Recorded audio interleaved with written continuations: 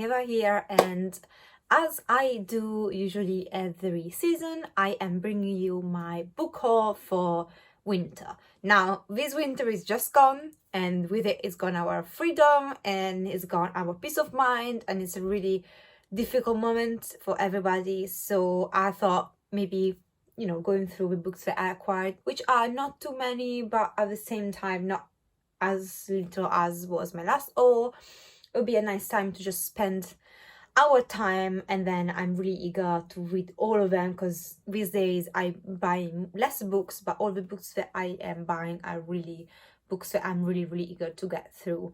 And then yeah, without further ado, I'm gonna show them. There are gonna be a few graphic novels and graphic stuff included. Well, there is not much else to say apart from let's crack on with it. And these are not in any order, I'm just put them in a pile. I'm just gonna show them randomly.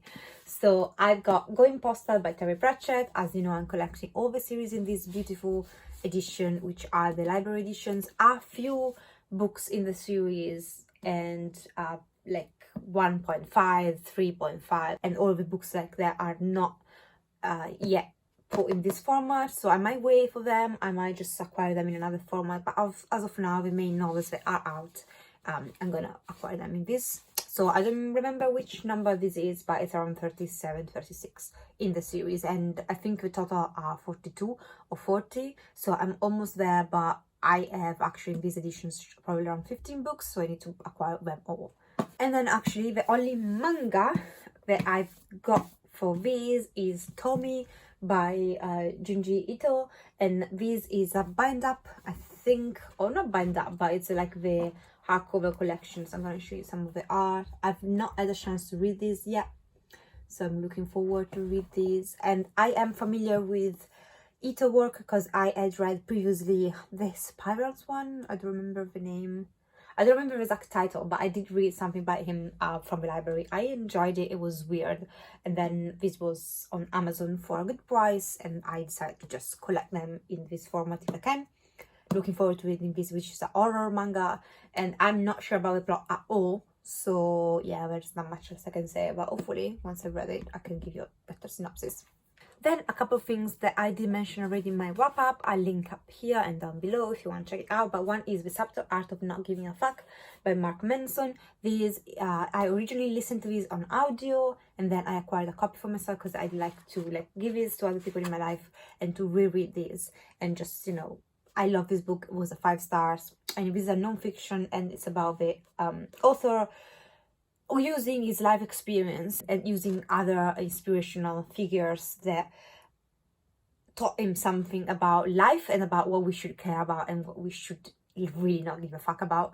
And I found this book really refreshing. It packs a punch in just a short book, and it's really easy to get through. The audiobook was really good if you can ignore the annoying female voice that the author, the person reading this out aloud is making, but just in a couple of instances. Overall, loved this, loved the message. And if you want to hear more details about why I love this, again, my wrap-up is down below. Then another thing that was mentioned in my wrap-up was Snow Glass Apples by Neil Gaiman and Colleen Doran. This is a graphic novel. I'm gonna show you some of the art, which is lovely.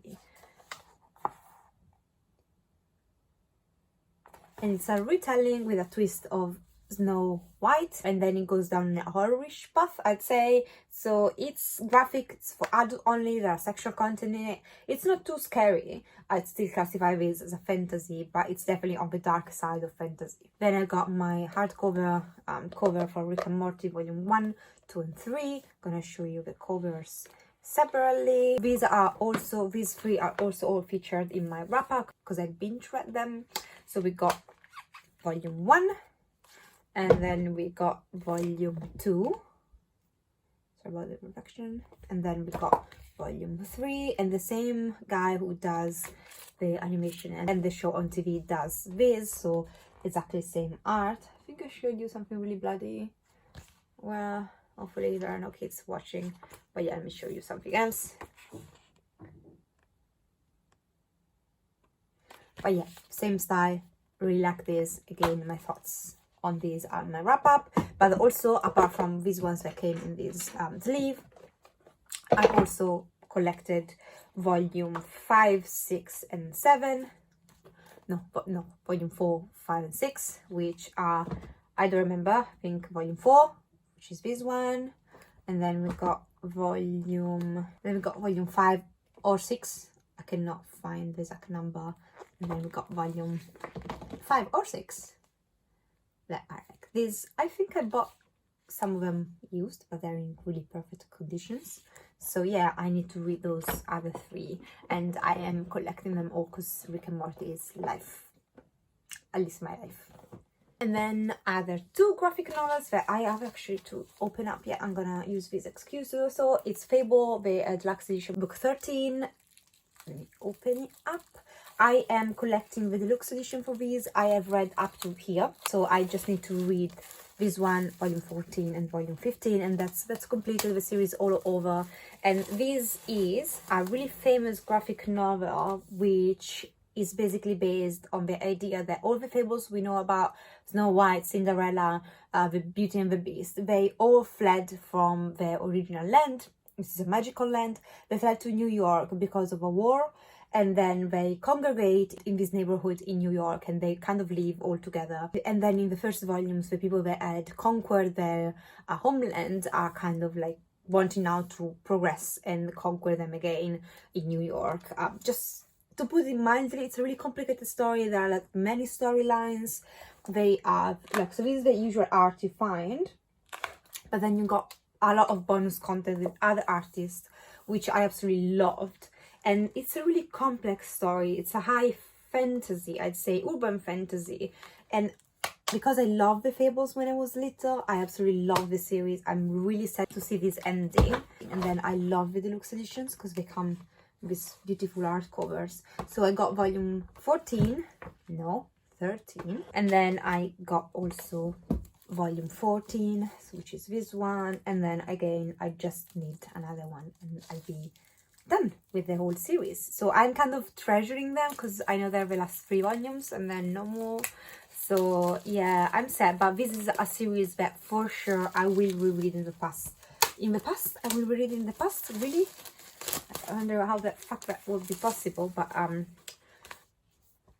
will read this again in the future. Again, beautiful, stunning art covers. They are expensive, I'll be really honest. These are expensive, so that's why it took me a long time, like years, to collect 15 volumes.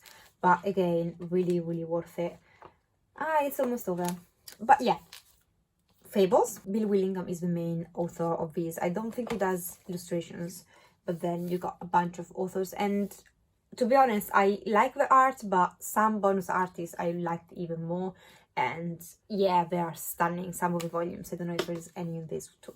Then I've got a book that I found actually on Amazon News, because I don't think we print these anymore, if I'm not mistaken. And this is The Wild Boy of Aveyron Shade by Harlan Lane. Now, this book needs a premise, meaning that this is a non-fiction book recounting the story of the real boy of Aveyron. This boy is a 7-year-old boy, if I'm not mistaken, who was found by people roaming the woods naked, and he was looking for food. And it turns out that this boy in France was abandoned when he was around 3-4 years old. He was abandoned in the woods, and this boy lived alone on his own. The real Mowgli, I'd say, lived for a bunch of years on his own in the woods. And then it was found, picked from this doctor who basically tried to kind of get him used to human civilization. He tried to teach him how to speak and so on. And in some things he was successful, in some things, many things he probably wasn't. And I think this non-fiction book is all about showing the real importance of nurture and nature when it comes down to actually educating children and growing up. And what happens when in the critical years and the child is not basically around any other person, how the impact and how the effects that will last forever, or what can be reversed even later in life or what not. So it's really interesting topic, and I'm really curious to see what happened to this boy. And everything is true, so this is a true story. This little boy was really abandoned in the woods and had to survive on his own without anybody around, and he was quite feral when he was found. And I think one thing that really got my curiosity was that from the start they say that they tried to teach him to talk and they were never able to. I'll probably do a whole review on this once I read it, because I think it's really interesting topic. Then I've got The Devil in the White City by Erik Larson, and this again is a non-fiction book based on the true story of a serial killer and at the same time an architect who made the White City in Chicago in 1993. And it's basically, you follow both stories of this architect building this city and at the same time how things that they at the moment were going on in Chicago kind of let this serial killer go away with a lot of murders. And I think you also follow the story of the serial killer and how he was at the end brought to justice. I love true crime. I've heard amazing things about this book and I'm really eager to delve into. And then I have got Thomas Lingotti, Songs of a Dead Dreamer and Grimscribe, I think is how you pronounce it. And this is a collection of short stories, horror short stories inspired by Poe, Lovecraft, Kafka. So I love Poe, and I've read many stories by Lovecraft. Really like those as well. So I heard great things about this. Love the cover, it's creepy. I am definitely eager to delve more into horror. I don't do horror movies or TV shows. Well, TV shows depends, but I don't do horror movies itself. But the books in the book format they really work for me most of the times. So yeah, I heard great things. We will see if I love this or not. But awesome cover. Speaking of cool art and covers, we got When I Arrived at the Castle by Emily Carroll. This is a new horror short story. It's really like, I'm gonna show you just this because all the rest is kind of bloody. I call this sapphic, meaning that there are sexual innuendos throughout between our protagonists. This shapeshifter looking for revenge and going to the castle of this other woman who is inhabiting the castle, and she's got a dark secret. And yeah, it's really short. I've already read this is featured in my wrap-up, so you can go there and, you know, see what I thought about this. I love Emily Carroll art. I cannot show you more because there are a lot of red in here, but yeah, I'm glad I got this. And then I got Used, not in a great condition to be honest, If Cats Disappear from the World by Genki Kawamura. And this, I think it's translated from a Japanese author and is a fiction book where basically our young protagonist is diagnosed with a terminal illness, is gonna die in a few months, and then all of a sudden the devil appears at his door and says, I'm gonna save your life, but you have to choose one thing that in the world will disappear forever. So, you know, it might be anything. Maybe I don't want to see pizza anymore, and then all pizzas disappear from all over the world, which it's one of the worst nightmare. Like, why did I choose pizza? Because I love pizza. You got the gist of it. Basically, the devil says, choose one thing that will disappear forever from the world. In exchange, I'm gonna save your life. And I guess from the title, you can kind of hints what's gonna happen. But I've heard great things about this. It's really short. It's weird. I think it's speculative fiction, it's called. I might be mistaken. You can feel free to correct me in the comments down below. But it's a weird genre that I like to explore more. Speaking of things that are still in the cover, we got volume 4 and volume 3 of Hellboy. They are really heavy. Hellboy, the library editions. I'm collecting them. Let me open them and I'm gonna show you the art. So I'm trying to open these. Oh, these are beautiful books, heavy books. And then you got the art in it. This is Hellboy, the famous, oh, my face. I'm gonna show you some of the art in a really bad way, sorry about that.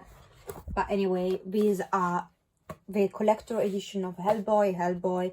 The movie's out, and it's about this demon that is brought during World War II. He was supposed to destroy humanity, and instead he chose to side with the good guys. And it's a fantasy. Really like this. I've read just the first bind-up volume, but I love the movies, so yeah, looking forward to this.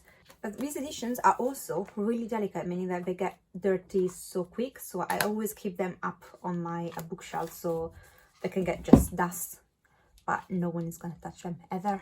But you know, as soon as you literally touch them, you're gonna leave marks on them, which I think it's the worst nightmare of a book collector. Anyway, yes, here we go. Let me see if I can show you some other art.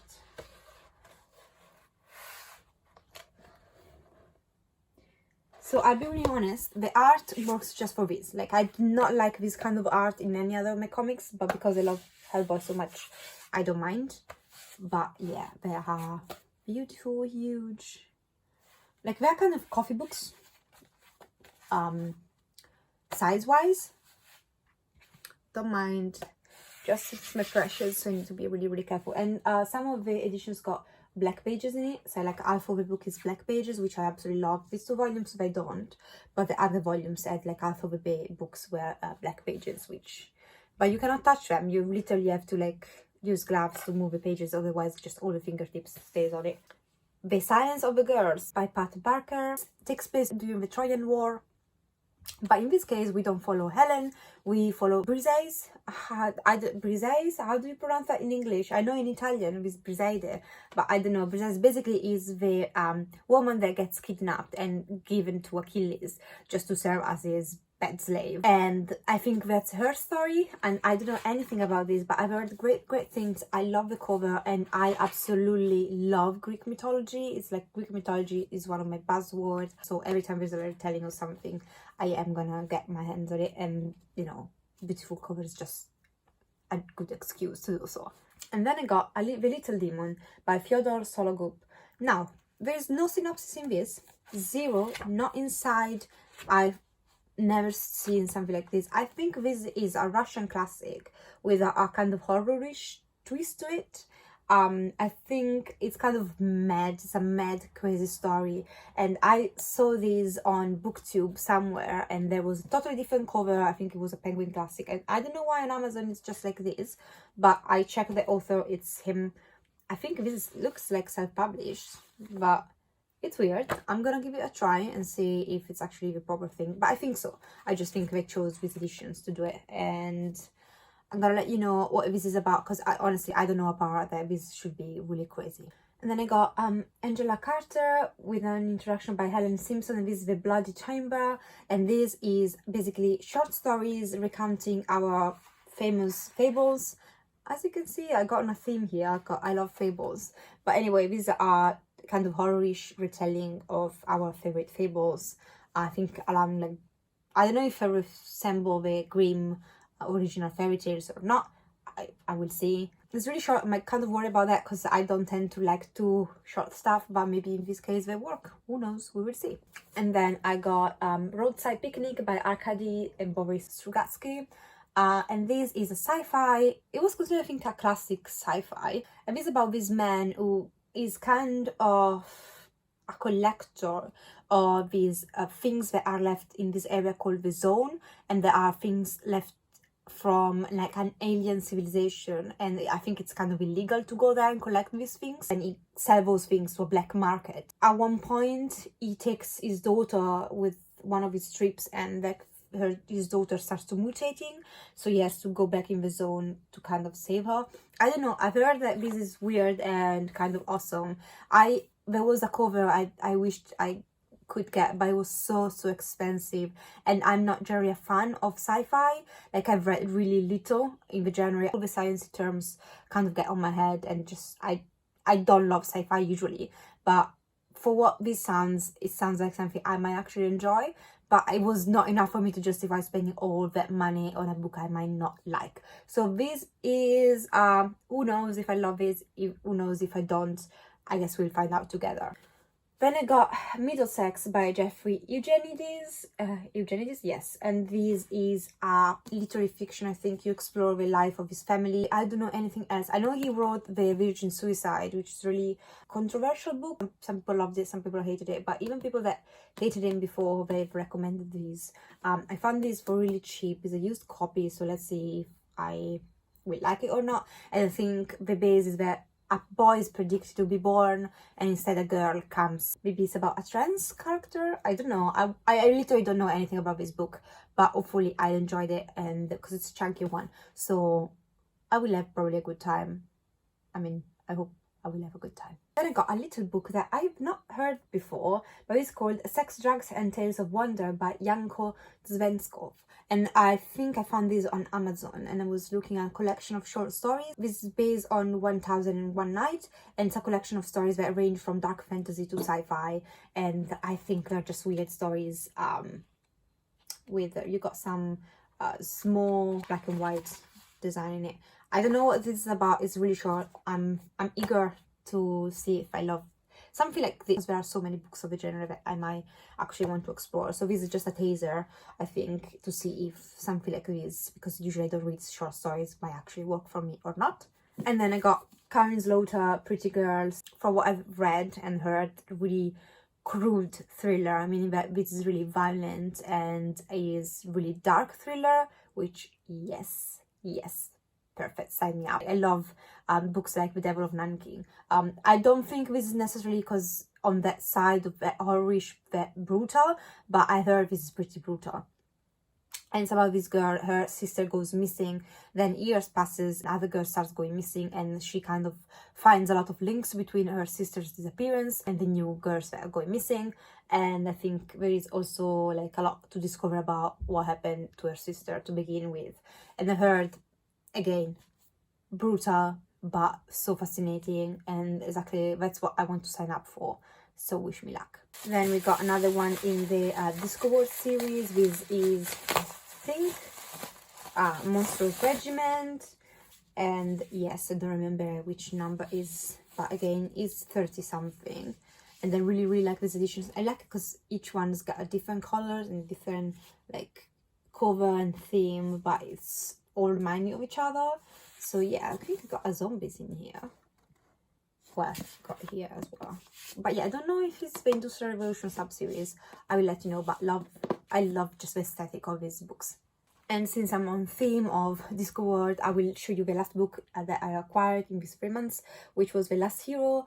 And this is an illustrated one. So it's not in the same editions because there was no edition available in the library edition. It's a lot of editions. Anyway, there was no title in that kind of format, so the only chance I got to like have a book was in this format. But I did not really mind because I loved this. Loved the story itself, but I loved the artwork. I loved what it added to the story. I think it was just perfect. I honestly, I'd buy again all the series again in this format. I'll be honest, I'd buy both. I don't care, it's just like Harry Potter. I can get both and I really don't mind. But I think it's one of the few, if not the only one, who's illustrated like this. Correct me if I'm wrong. And then I have got The Romanovs by Simon Sebag Montefiore. And this is a non-fiction recounting the story of the Romanovs. And I think it's all the generations. You got pictures in it. And I thought this is really fascinating. You go through all of them, if I'm not mistaken. Like, well, not all of them since the Big Bang, but I think from when they become royalty to when actually we're all killed off. And yeah, I love non-fiction. Love the cover of this. This color is one of my favorite colors ever, with the gold. It's just, this book aesthetic is gold. I've got another non-fiction which I'm really happy about, and this is called The Five. There is a sticker. I need to like clean things. It's a paper cover as well. So sorry about that. So this is The Five, The Untold Lives of the Women Killed by Jack the Ripper by Helly Rubenhold. And this is a non-fiction, as the title suggests, about the women that were killed, about their background story, about who they were and how they ended up doing the work they were doing when they were killed by Jack the Ripper. We got a lot of books about Jack the Ripper and about the actual gruesome homicides, like the way they were killed, these women, but we don't get much about who they were. And I think this book, it says on the bloody sticker that I took off, the Bailey Gifford Prize for Non-Fiction 2019. So I think this won some awards, and it looks awesome. I really like the way it was done, and I love Jack the Ripper, everything that goes behind. I went on the tour. I live in London, so I went on the tour to see exactly where they found the bodies and all of that in Whitechapel. Really interesting. So I'm really eager when it comes down to learn more, and I never thought about learning more about the women in themselves, and I think that just gave me the right excuse to explore that more. author Mo Haida, she wrote The Devil and Nine King, and I want to try Birdman and this new series by her. So The Devil and Nine King is a standalone, but this is the start of a series, and I think this takes place in London, if I'm not mistaken. And our protagonist is a detective called Jack Caffery. Maybe I'm pronouncing wrong the surname, but basically 5 women are brutally, ritualistically murdered. And when we found the bodies, they do an autopsy and they found that there is like a signature. The killer leaves. Jeffrey is convinced that they got a serial killer on their hands. I think a chase will start to find this man before he kills again. I loved how dark and twisted the stories are. I want to check these out. Hopefully, like I know they probably won't like it as The Devil and Nine King, but hopefully I will like it still, because thrillers like these are really, really my cup of tea. Again, I don't buy many of them because they're not really readable. However, from the authors that I love the most and the most shocking ones, I like to keep in my collection, so I can maybe pass them on to other people, or maybe even one day we'll read them, because a lot of things at the end of the day you still forget after a few years.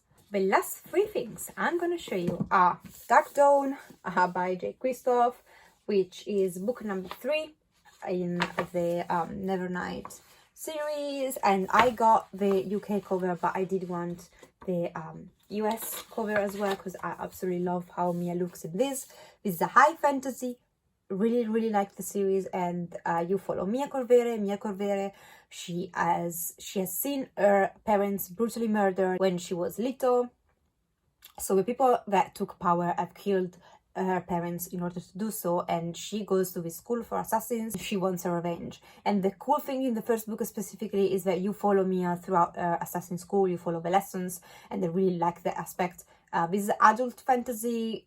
There are sexual content, there are swearing, there is everything you might wish to have in your adult fantasy if you are of the right age. And yes, I love the covers, the US ones, and yeah, I got 2 copies of this book and I'm not ashamed at all. And then I Did It by Fred Goldman and Kim Goldman. Actually, so this book is not really by him, if I'm not mistaken. So the original author of this is O.J. Simpson, and then there's a ghostwriter who wrote this for him, and then these Fred and Kim Goldman are the parents of a man who was killed with the ex-wife of O.J. Simpson. So you might probably know that O.J. Simpson is allegedly the man who killed his wife and her friend outside their house one night after they separated. And then there's a Netflix show, The People versus O.J. Simpson, on Netflix. That's how I learned about the case specific and about this book. I didn't even know who the fuck the Kardashians were before I watched that, and then it was like, wait 1 second. Oh, that's how they got famous, now I get. So I learned a lot from that show, and then I heard that there is this book going around. So this book contains what O.J. Simpson originally said to the ghostwriter to write, and also essays from the Goldmans. And it's about how he was not convicted initially for the homicides, but was later found guilty in a civil trial. So it's a bit different. So he paid a fine for it, and I think he got some prison sentences not relating to the homicide itself, but from kidnapping and robbery that went on in Las Vegas. So I think this man got an interesting life. But for what I gather when I went to buy this book, the idea behind the book was O.J. Simpson wrote a book about if he did it, that's how he would have done it. And I think that's the basic gist, and that's what got me interested in the book. And I think this book is going to be really chilly, and we're talking about a fucking psychopath who should not be around, who should have not be released at all. And I think he got away with it, and at the end of the day, yes, they managed to, you know, to make him pay a fine and to find him responsible on a civic side of a thing. But at the end of the day, this guy got away with it just because he was famous, and it's so fucking shameful. I kind of stopped watching the TV show, but I want to finish it. But I'm really fascinated about this book and what's in it and what he said and what all the other people that put essays in it said. So yeah, non-fiction. It's a creepy one. I'm probably gonna do a review of this. Let's see what I think when I get around to read this. And finally, I got a really expensive book, which was House of Leaves by Mark Z. Danielewskis, and this is a horror book. I think it's a quiet horror. I don't think it's necessarily like a really scary horror, or might be totally wrong, but it's about this family that moves in this house, which is bigger from the inside than it is from the outside. So the previous family, if I'm not mistaken, goes into the house, never comes out, and then this family goes in and shit happens. And this book is written down in a weird format. So you got like, you know, some pages are just one, and then some pages are like this. It's just a weird overall format. I think there are other editions I don't really like necessarily this cover. There were better ones, but it was already so expensive, and the other one were out of print in UK at least. I don't know. Anyway, looking forward to reading this. I'm exploring the horror genre more, and I think this is kind of a staple in the genre.